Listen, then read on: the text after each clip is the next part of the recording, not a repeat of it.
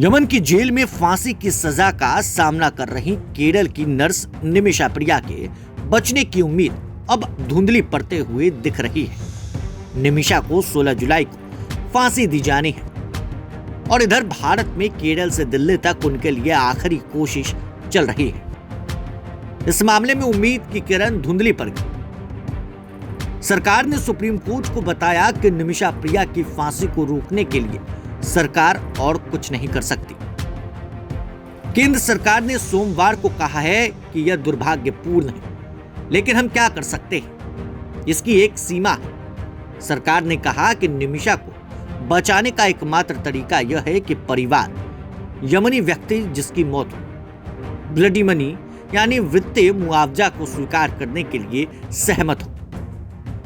Attorney general supreme court से कहा कि यह बहुत जटिल मुद्दा है और ब्लड मनी का मामला निजी मामला है। भारत सरकार बहुत कुछ नहीं कर सकती। हमने जो भी संभव था वह कोशिश की। हमने मामले के बारे में ज्यादा सार्वजनिक हुए बिना अपना सर्वश्रेष्ठ प्रयास किया।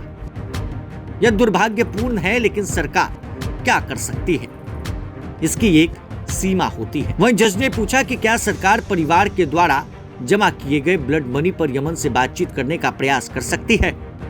इस पर केंद्र सरकार ने जवाब दिया कि यह उनके हाथ में ज्यादा नहीं है।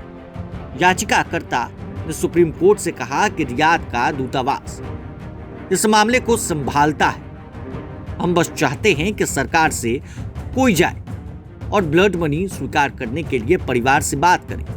हम अधिक राशि भी देने को तैयार हैं। कुल्लेगोरे की रहने वाली निमिषा प्रिया को 2020 में यमन के एक व्यक्ति की हत्या के लिए दोषी ठहराया गया था।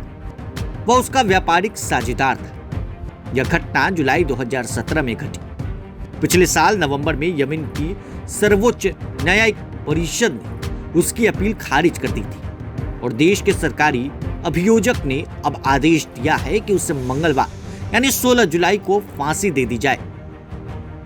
अब ऐसे में आखिरी उम्मीद भी धुंधली पड़ते हुए नजर आ रही है। देश की बेटी का अब यमन में पैच। निमिषा प्रिया को अब यमन में कल फांसी दी जाएगी। हालांकि अभी समय है, क्या यह पूरा मांजरा पलट सकता है, लेकिन उम्मीद कम है।